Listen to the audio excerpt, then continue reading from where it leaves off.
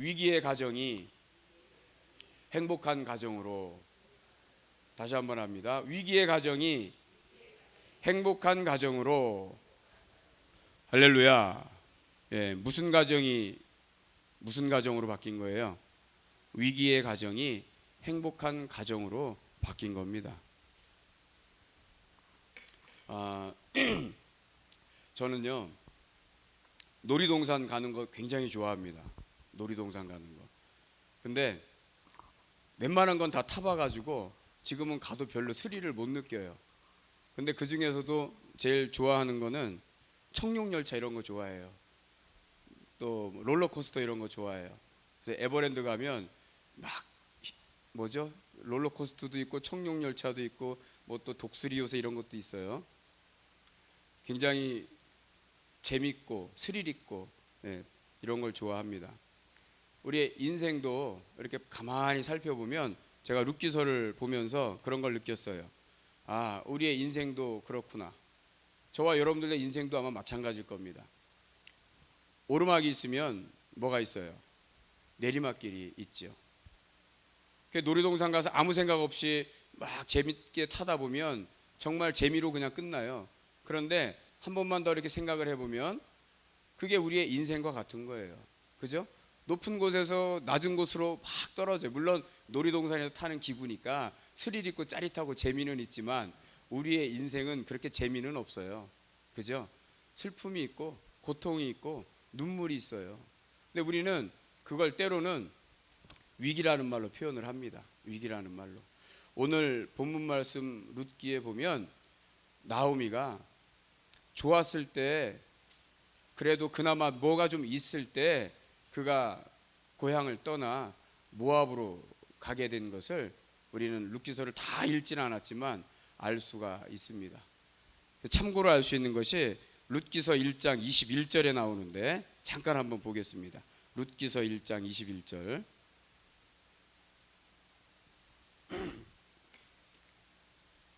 같이 봅니다. 시작.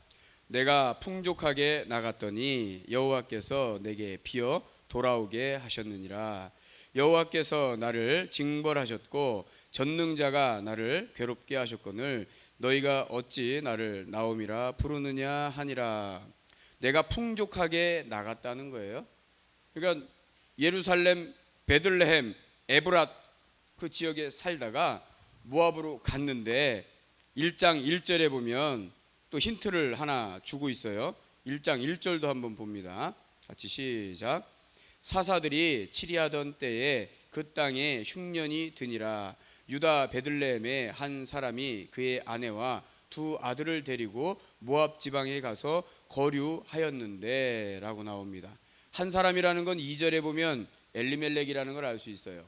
엘리멜렉의 아내가 나오미예요. 그 나오미가 두 아들 말론과 기럨을 데리고 모압을 나갔는데 왜 나갔냐면 1장 1절에 보니까 그 땅에 흉년이 들었대요. 그 땅에 흉년이 들어서 살기가 좀 어려웠어요. 그러니까 그동안 쌓아놓던 재물을 다 모아가지고 풍족한 살림이었는데 그 풍족한 살림을 가지고 모압으로 갔다는 거예요. 근데 갔는데 1장 20절에 이제 돌아와서 얘기를 하는 거예요. 지금은 아무것도 없다. 아무것도 없다. 내가 비어서 돌아왔다 이거예요. 비어서. 다 가지고 있었던 거 다 없어지고 지금은 빈몸으로 홀홀 남편도 죽고 두 아들도 죽고 며느리 중에 하나는 자기 땅에 머물러 살고 하나는 룻이라는 여인인데 그 며느리는 나오미를 따라 고향으로 왔고, 예, 지금 룻기가 그런 상황입니다. 제가 한 4, 5년 전에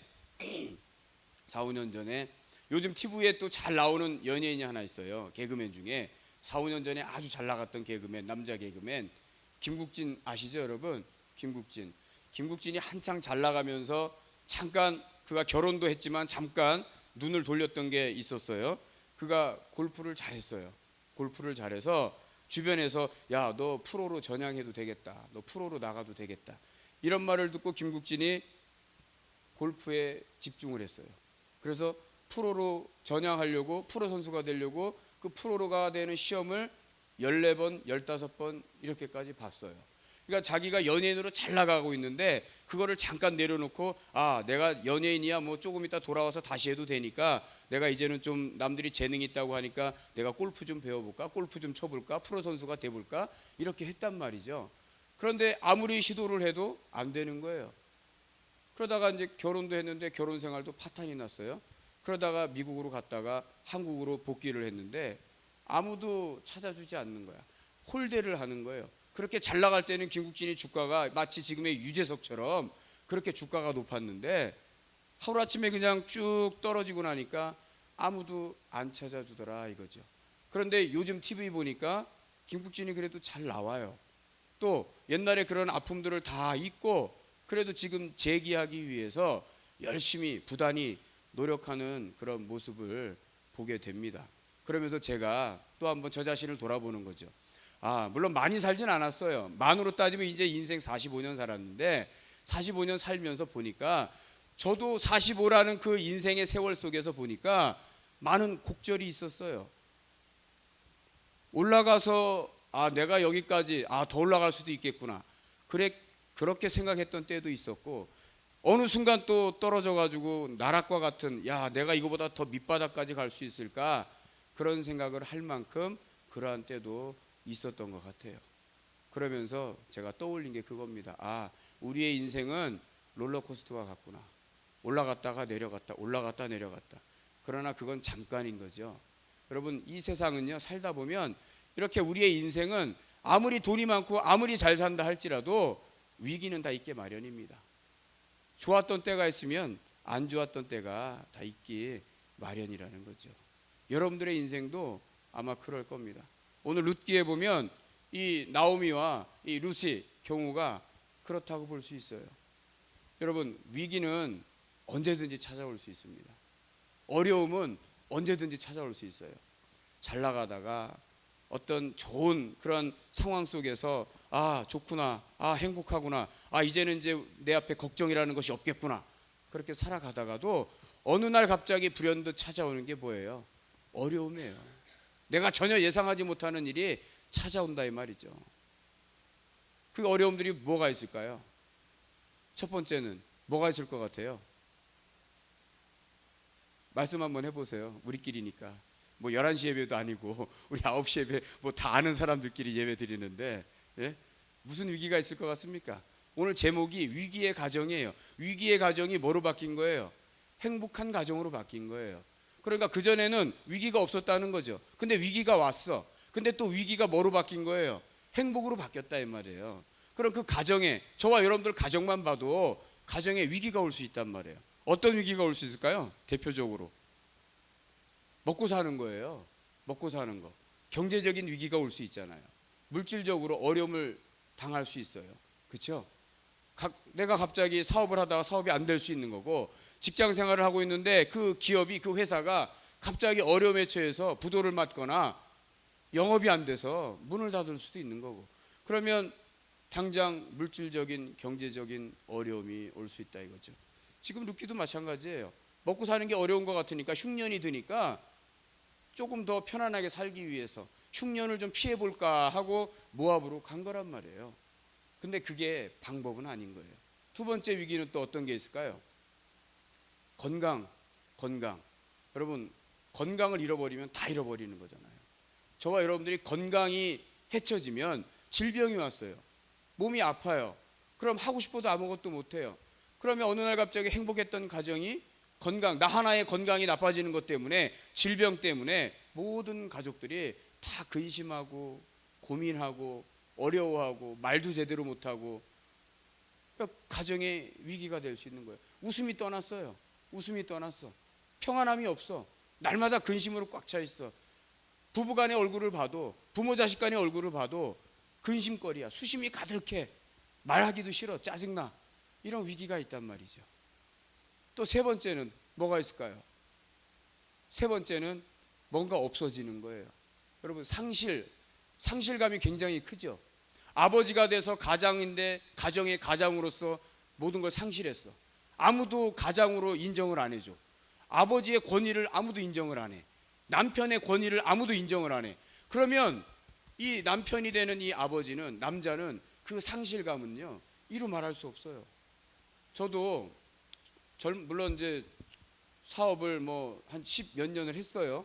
그런데 이제 어느 날 갑자기 제가 신학교를 가게 되면서 사업을 다 정리했는데, 그래도 번에 못 번에 해도 사업해서 큰 돈이 됐든 작은 돈이 됐든 그래도 아내에게 갖다 주다가 어느 날 갑자기 공부한다고 딱 다 정리하고 빈털터리가 돼가지고 나 공부한다고 딱 손 벌리는데 달라지는 거예요. 분위기가, 말이 달라지는 거예요. 대우가 달라지는 거예요. 얼마나 그 상실감이 큰지요, 이건 말로 표현을 못합니다. 와, 내가 이런 대우를 받고 아우 나 신학 안 해, 나 신학교 안 가, 내가 주일 안 하고 말지, 막 이런 푸념이 나올 정도였어요. 믿음이 있는 아내인데도 말은 험하게 안 해도 대하는 것이, 눈빛이 벌써 내가 볼 때 예전과 같지 않은 거예요. 여러분, 상실감은요 그렇게 큰 거예요. 인생을 살다가 누리고 살다가 가지고 살다가 없어지고 잃어버리고 다 정말 빈털터리가 됐을 때 나를 바라보는 시선, 그것 때문에 내 스스로가 상실감을 느낄 때는요 그것만큼 비참한 것이 없어요. 여러분, 그게 위기예요. 여러분, 가정에서 아내는 남편을 좀 세워주시고 남편은 아내를 사랑해서 또 존귀함을 받고 존중함을 받고 있다는 것을 표현해 줘야 합니다. 누군가 아파서 질병이 위기가 왔는데 그분이 만약에 죽었다고 해봐요. 가족을 잃었어요. 물질을 다 차업 들어와가지고 법원에서 다 가져가 버렸어요. 내 자식이 죽었어요. 여러분, 그 상실감 어떻게 말로 표현하겠어요?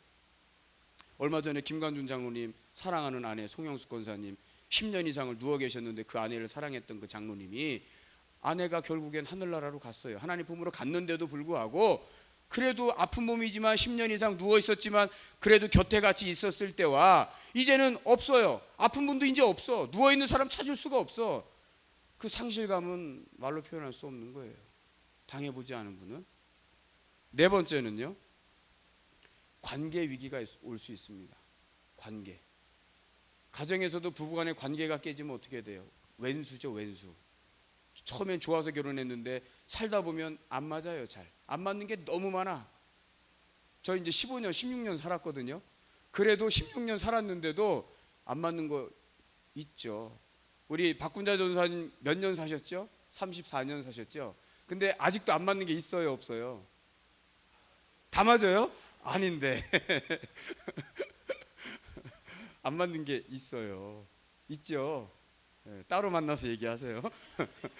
안 맞는 게 분명히 있을 거예요. 있단 말이죠. 관계에 위기가 와요. 좋을 때는 그냥 마냥 좋은 거예요. 좋을 때는 이유 불문이야. 그냥 좋아. 그냥 좋은데 조금씩 틈이 벌어지면 요 조그만한 거 가지고 어떻게 해요? 버럭 화를 내는 거예요. 버럭. 관계가 깨지죠. 관계에 위기가 오는 거예요. 우리 교회도 마찬가지입니다. 여기도 사람 사는 곳이에요. 사람들이 모여 신앙 공동체를 이루고 있어요. 관계가 깨지면 그 공동체는 위기가 옵니다. 균열이 갑니다.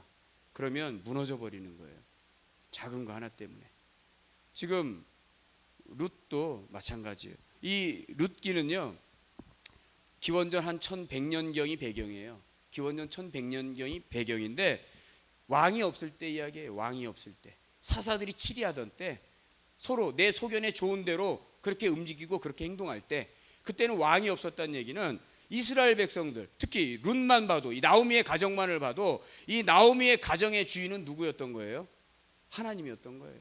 그러면 하나님을 알고 하나님의 뜻을 알고 하나님의 법대로 살아갔어야 되는 거예요. 힘들고 어렵고 환경이 내 목을 옥죄올지라도 내 발목을 잡아맬지라도 여러분, 하나님의 법을 떠나서는 안 됐던 거예요.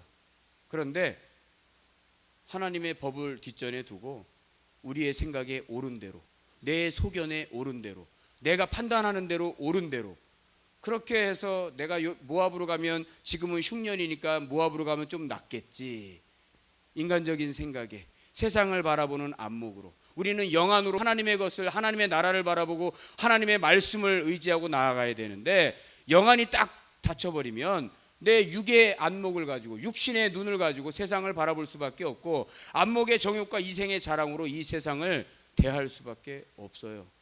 그러니까 나오미가 모압으로 갔던 거예요. 그런데 거기서 잘 살 줄 알았는데 오늘 말씀을 보면 그렇지 못한 거예요. 모든 걸 다 잃었어요. 아까 21절에 보니까 비어서 왔다 그랬잖아요. 재물만 없어진 게 아니에요. 오늘 1장 1절에서 5절에 보니까 분명히 예루살렘 베들레헴 에브라스에 있을 때 또 떠나갈 때 많은 것이 있었어요. 남편도 있었어요. 두 아들도 있었어요. 그리고 모압으로 가서 모압 여인 두 아들이 만나서 결혼해서 10년째 사는 동안 남편이 죽었고 두 아들의 남편들도 죽었고, 여러분 그 당시에 유대 사회는요, 아이들이나 여자들은 인정을 못 받을 때예요. 인구를 계수하면 아이들과 여자는 그 인구 계수 숫자에 잡히지도 않았어요. 그러면 더군다나 남편이 있고 의지하는 사람이 있어야 경제력을 가지고 살아가는데 지장이 없는데, 오늘날도 마찬가지잖아요. 부부가 어느 순간 남자가 먼저 남편을 잃었어. 그럼 아내가 물론 경제력이 지금은 많이 있고 또 이 세상이 또 인권적으로도 많이 발달해서 여인이 생활하는데 예전과 비교하면 굉장히 많이 좋아진 거기 때문에 지금은 이때랑 비교하면은 좋아진 거죠. 그러나 아직까지도 우리나라 사회는 어려움이 있단 말이죠. 그런데 이 당시 나오미와 룻이 살았던 이때도 더하면 더했지 덜하지 않았단 말이에요. 이때가 그랬어요. 남편 잃었죠. 두 며느리 남편 또 다 잃었죠. 근데 돌아온 거예요. 그러면 살아갈 길이 막막한 거예요. 살 방법이 없는 거예요. 정말 누가 어디 가서 굶어 죽어도 아랑곳하지 않는 바로 이 룻기의 시대적인 상황이란 말이에요. 그런데 룻이 시험이 나오미를 따라오게 되는 거죠. 오늘 말씀해 보면 본문은 아니지만 우리 잠깐 1장 8절부터 한번 봅니다. 1장 8절.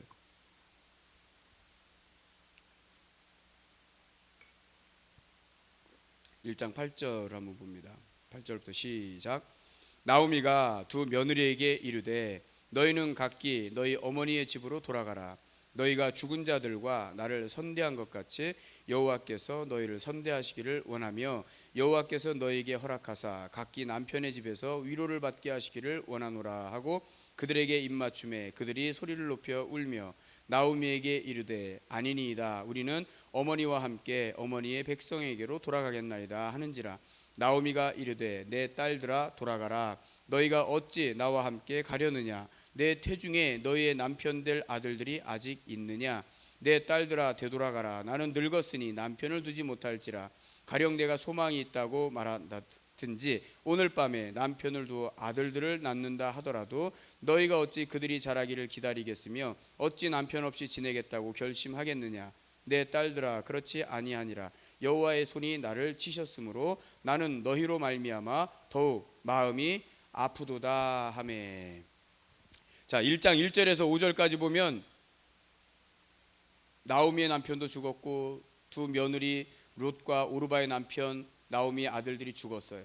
그런데 이제 사는 게 어려워졌으니까 다시 우리 고향에 지금은 살기가 좋아졌대더라. 그래서 지금 다시 돌아오는 그 상황 속에서 오르바는 모압에 남아요. 그런데 룻은 어머니를 따라 오겠다는 거예요. 근데 나오미의 마음은 그게 아닌 거죠. 너희가 나를 따라와 봐야 사람답게 살기가 어려워. 그러니까 너희는 그냥 너희 고향 땅에 남아 있어. 그런데 아닙니다.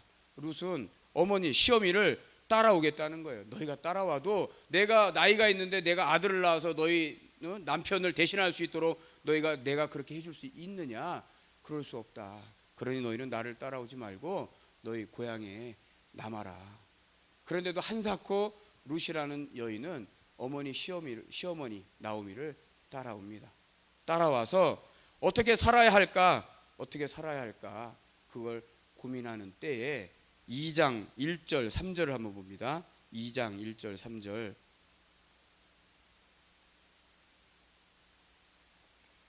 같이 읽습니다. 시작. 나오미의 남편 엘리멜렉의 친족으로 유력한 자가 있으니 그의 이름은 보아스더라. 모압 여인 룻이 나오미에게 이르되 원하건대 내가 밭으로 가서 내가 누구에게 은혜를 입으면 그를 따라서 이삭을 줍겠나이다 하니 나오미가 그에게 이르되 내 딸아 갈지어다 하매 룻이 가서 베는 자를 따라 밭에서 이삭을 줍는데 우연히 엘리멜렉의 친족 보아스에게 속한 밭에 이르렀더라. 자, 16절도 1장 16절도 한번 봅니다. 1장 16절에 올라가서 자, 시작. 룻이 이르되 내게 어머니를 떠나며 어머니를 따르지 말고 돌아가라 강권하지 마옵소서. 어머니께서 가시는 곳에 나도 가고 어머니께서 머무시는 곳에서 나도 머물겠나이다. 어머니의 백성이 나의 백성이 되고 어머니의 하나님이 나의 하나님이 되시리니 어머니께서 죽으시는 곳에서 나도 죽어 거기 묻힐 것이라. 만일 내가 죽는 일 외에 어머니를 떠나면 여호와께서 내게 벌을 내리시고 더 내리시기를 원하나이다 하는지라. 나오미가 룻이 자기와 함께 가기로 굳게 결심함을 보고 그에게 말하기를 그치니라. 이에 그 두 사람이 베들레헴까지 갔더라. 베들레헴에 이를 때에 온 성읍이 그들로 말미암아 떠들며 이르기를 이가 나오미냐 하는지라. 나오미가 그들에게 이르되 나를 나오미라 부르지 말고 나를 마라라 부르라. 이는 전능자가 나를 심히 괴롭게 하셨음이니라. 자, 22절. 나오미가 모압 지방에서 그의 며느리 모압 여인 룻과 함께 돌아왔는데 그들이 보리 추수 시작할 때에 베들레헴에 이르렀더라. 아멘. 자, 6절 7절도 읽은 김에 다 같이 읽습니다. 6절 7절도 1장 시작. 그 여인이 모압 지방에서 여호와께서 자기 백성을 돌보시사 그들에게 양식을 주셨다 함을 듣고 이에 두 며느리와 함께 일어나 모압 지방에서 돌아오려 하여 있던 곳에서 나오고 두 며느리도 그와 함께하여 유다 땅으로 돌아오려고 길을 가다가. 그러니까 1장을 지금 다 어쨌든 읽었어요. 읽어보니까 지금 상황이 좀 그려지죠. 아무것도 없는 상황에서 다 잃어버리고 다시 올 때 두 며느리 중에 하나는 남은 거잖아요. 근데 룻은 기어코 어머니가 섬기는 하나님은 내 하나님이고 어머니가 가서 죽는 곳은 나도 거기서 죽을 것이다 라고 해서 시어민 나오미를 따라오게 된 거죠. 유다 땅에 다시 여호와께서 먹을 것을 주셨다 하는 얘기를 듣고 지금 돌아오게 된 거예요. 그런데 와서 보니 살 길은 막막한 거예요. 그런데 3절, 아까 우리가 읽었던 2장 3절에 보니까 룻이 어머니에게 제가 어디든 나가서 이삭 베는 자를 만나면 내가 그를 따라가서 거기서 이삭을 줍겠나이다. 그 말은 뭐예요? 누구네 밭인지 모르겠지만 추수 때가 됐다 그랬어요. 추수 때가 됐으니까 추수하는 이삭을 베는 자들을 뒤따라다니면서 떨어진 이삭을 내가 주워다가 먹을 식량을 구해오겠다 이 말이에요. 그래서 시어머니도 먹여 드려야 되고 본인도 먹고 살아야 되니까. 그런데 룻이 우연히 이르렀다고 한 곳이 누구에 바친 거예요? 2장 3절에 보니까 보아스에 바친 거예요. 보아스는 기업을 물을 자라. 이제 룻기 2장 3장 4절에 보면 기업을 물을 자라고 나옵니다. 그걸 다 살펴볼 수는 없지만 여러분 유대 관습에 기업을 물을 자, 그걸 히브리어로는 고엘이라고 하는데 그 고엘이라고 할 때 그 기업을 물은다는 것은 뭐냐면 형제나 친족이나 가족들이 갖고 있는 여러 가지 물질적인 것, 땅, 재물, 심지어는 우리 형이 죽었어. 결혼을 했는데 형이 죽었어. 근데 자손이 없어. 그러면 내가 대신 그 형수와 결혼해서 뭘 낳아야 돼요? 대를 이을 자식을 낳아줘야 돼. 여러분 그 관습을 우리는 기업 물으는 거라고 합니다. 내가 가난해졌어요. 예전에 부자였는데 근데 내가 가난해져 가지고 지금 갖고 있는 땅을 다 팔았어. 땅을 팔다 보니까 이제는 정말 뭐 농사 지을 땅도 없어. 그야말로 지금 룻처럼 뭘 주스러 다녀야 되는 거예요? 이삭을 주스러 다녀야 돼. 그런데 기업 물을 자가 내 주위에 있다는 건 내 친척 중에서 내 형제 중에서 내가 잃어버린 땅을 대신 사서 나에게 주는 그런 관례, 그런 관습, 그런 전통, 그게 바로 뭐냐면 기업을 물을 자라는 거예요. 지금 나오미는 모든 걸 다 잃어버렸어요. 여기도 왔는데 이제 내 땅도 없는 거야. 그런데 내 남편이 엘리멜렉이었던 내 남편이 그 전에 가지고 있었던 그 땅이었단 말이에요. 그럼 그 땅도 누가 찾아줘야 되는 거예요? 엘리멜렉의 형제가 그 땅을 찾아줘야 돼.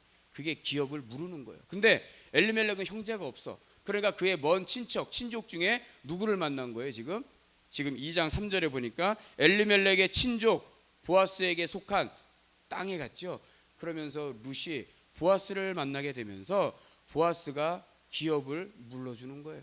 땅을 회복시켜주고 또 남편이 없어서 아들을 못 낳으니까 대를 못 이으니까 이 룻과 보아스가 결혼을 해요. 가정을 꾸려요. 그러면서 또 대를 이을 수 있는 그런 아들을 낳아주게 됩니다. 자, 우리 룻기 4장을 가서 한번 봅니다. 룻기 4장. 룻기 4장 18절부터 22절까지 한번 봅니다. 18절부터 22절 같이 한번 읽어봅니다. 시작. 베레스의 계보는 이러하니라. 베레스는 헤스론을 낳고 헤스론은 람을 낳았고 람은 암미나답을 낳았고 암미나답은 나손을 낳았고 나손은 살몬을 낳았고 살몬은 보아스를 낳았고 보아스는 오벳을 낳았고 오벳은 이새를 낳고 이새는 다윗을 낳았더라. 여러분, 다윗이 누구예요? 우리가 마태복음을 통해서 보면 왕의 계보를 통해서 누가 오셨다? 예수 그리스도가 오셨다라고 할 때 누구의 계보, 왕의 계보를 말할 때 다윗을 늘 앞세워 말한단 말이죠. 그런데 지금 이 다윗이 누구를 통해서 온 거예요? 다윗의 아버지가 이새야. 이새의 아버지는 오벳이야. 그 오벳의 아버지는 또 누구예요? 보아스예요. 근데 그 보아스는 누구랑 결혼했어요? 모압 여인인 룻과 결혼했고, 그 룻은 또 누구였어요? 나오미의 며느리였어요. 근데 그 나오미의 며느리인 룻은 어디 여인이에요? 모압 여인이었어요. 모압 여인. 순수 혈통의 유대 혈통을 따른 사람은 아니었단 말이에요. 암몬과 모압, 우리가 창세기에 보면 누구예요? 롯의 자손들인 거예요. 롯의 자손들. 그 딸들과 결혼해서 두 아들을 낳았어요. 그래서 그 두 아들의 조상이 암몬과 모압 족속의 조상이 됐단 말이에요.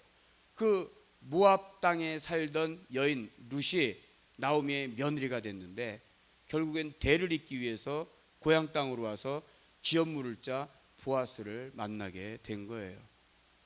여러분, 룻기는요 우리한테 그냥 있는 말씀이 아닙니다. 룻기를 다 살펴볼 수는 없지만 룻기는 오늘날 저와 여러분들에게 주시는 말씀이에요. 여러분, 우리가 이 세상 살아갈 때 믿음의 가정도요, 예수 이름으로 하나 된 믿음의 가정이라고 해도 아까 제가 말씀드린 대로 경제적인 위기가 오고 질병의 건강의 위기가 오고 관계의 위기가 오고 상실의 위기가 오면 하나님의 말씀대로 하나님의 뜻대로 예수의 마음을 가지고 하나님의 성품을 드러내서 그렇게 살려고 하지 않습니다. 사람이요 위기가 닥치면, 이게 이제 심리학이나 정신분석학 공부한 사람들이 하는, 전문가들이 하는 얘기예요. 사람이 위기에 처하면 이성적으로 판단하고 이성적으로 행동하는 것을 망각해 버린대요. 그러니까 이성적인 기능을 상실해 버려요. 좀 냉철하게 판단하고 이성적으로 판단해서 움직여야 되는데 그렇게 못 한다는 거예요. 평소에는 와, 저 사람 굉장히 점잖고 굉장히 냉정하고 또 합리적이고 논리적이고 아주 괜찮은 사람, 젠틀한 사람인데 이게 이제 막 위기가 닥치면 이 사람이 점점점 이성의 기능을 잃어버리는 거예요. 그러면 뭐가 움직이냐? 뭐가 최대치가 극대화되냐면 충동이. 그리고 충동이라는 건 뭐예요? 내 생각과 내 마음, 육신적인 것과 내 생각, 마음, 정욕적인 것과 안목, 눈에 보이는 것, 그러니까 감각적으로 움직인다는 거죠. 충동이 앞서서 감각적으로 움직인다는 거예요. 그럼 어떻게 해야 돼요? 위기 속에서, 그 위기 속에서 모든 게 다 깨져버리는 거예요. 버럭 화를 내요. 안 해도 될 말을 막 해버려요. 그러다 말로 안 되니까 어떻게 돼요? 말로 안 되면 남자든 여자든 나중에 막 그래 갈 때까지 다 가보자. 그럼 어떻게 돼요? 예수 믿는 사람도 그런다니까요. 다 안 그러셨어요? 저는 초기에 그랬어요. 우리 집에는 리모컨이 몇 개가 부서졌는지 모르고요. 제가 핸드폰, 옛날에 핸드폰이 무전기였죠. 이만했었어. 컸어. 벽돌만 했잖아요. 핸드폰이. 그 핸드폰도 두세 개 부서졌고요. 삐삐, 옛날에 삐삐 여기 맨날 차고 다녔잖아요. 삐삐가 10개가 넘도록 다 부서졌단 말이에요. 여러분, 예수 믿는 사람도요, 은혜 받고 살다가도 갑자기 화나고 속상하고 말로 해서 안 되면 어떻게 돼요? 집어 던지고 막 부시고 난리가 나죠. 입에서는 막 험한 말 나오고 막 하죠. 그게 우리 사람들이거든요. 여러분, 예수 믿는 가정도 그래요. 그런데 그렇다 할지라도 여러분, 저와 여러분들은 그걸 기회로 바꾸셔야 됩니다. 할렐루야. 누구를 만나야 돼요? 그 상황 속에서 누굴 만나야 됩니까? 주님 만나야 되는 거예요. 오늘 룻기가 2장 3절에 보니까 룻은 살기 위해서 이삭 주스러 나간 건데 우연히 만났다. 우연히. 여러분, 이게 우연이에요? 여러분, 우리 예수 믿는 사람들끼리 얘기 한번 해봅시다. 이게 우연입니까? 여러분, 신앙생활하는 우리의 삶은요, 우연이라는 게 없습니다. 뭐예요? 다 하나님의 경륜과 섭리 속에서 하나님께서 다 예비해 놓으신 거예요. 하나님의 뜻 가운데에서 이루어져 가는 겁니다. 룻이 시험이 나오미를 절대로 버릴 수 없는 그 마음, 그 성정, 그것도 하나님이 주셨고, 그 마음으로 시어머니가 가는 곳에 나도 가고 죽으면 나도 거기서 죽으리라. 그게 룻이었어요. 그 룻이 어머니를 어떻게든 봉양하려고, 내 육신이 어머니가 아니에요. 너 네 어머니에게로 가라 그랬어요. 분명히 나오미가. 나 따르지 말고. 새로운 남편 만나서 제가 하라 그랬단 말이에요. 그런데 룻이 그걸 만류하고, 아닙니다 어머니, 저는 어머니를 따라 어머니와 함께 사고 어머니와 함께 살고 죽고 하겠습니다. 그랬던 룻이 지금 보아스를 만난 건 누구 만난 거냐? 기업 물을 자라 그랬죠. 그거는 구속자란 뜻이에요. 신약에 와서는 그게 구속자란 뜻이에요. 그럼 누구예요? 보아스는 누굴 말하는 거예요? 오늘날 예수 그리스도를 말하는 거예요. 할렐루야. 저와 여러분들이 삶 속에서, 어려움 속에서, 위기 가운데에서 내가 이성을 잃어버리고 충동적으로 행동할 수밖에 없는 상황 속에서도 눈에 보여지는 것, 내 생각으로 판단하는 것대로 말할 수밖에 없고 움직일 수밖에 없는 그 상황 속에서 저와 여러분들은 그래도 누굴 찾으려고 해야 돼요? 기업 물을 자. 저와 여러분들의 기업 물을 자 누구예요? 예수 그리스도. 근데 미래형으로 기업 물을 자가 아니고 이제는 기업을 물러 주신 분이에요. 할렐루야. 그가 바로 예수 그리스도란 말이죠. 룻이 보아스를 만났어요. 그에겐 기업 물을 자였어요. 그의 가문을 다시 세워줄 자예요. 그들이 잃어버린 모든 재산을 다 회복시켜서 다시 돌려줄 자가 바로 보아스였단 말이죠. 그랬더니 이 나오미의 가정이 대를 잇게 됐어요. 대를 이어서 결국엔 나오미에게서 나온 자손이 누구냐? 다윗이었던 거고, 다윗을 통해서 누가 오신 거예요? 예수 그리스도가 오셨다 이 말이죠. 할렐루야. 여러분, 이게 바로 복 받는 거예요.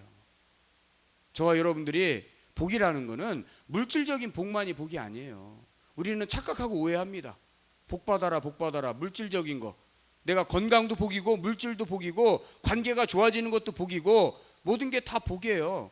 채워지는 거 복이에요. 그러나 이건 이 세상에 국한된 물질적인 제한받는 복이라 이 말이에요.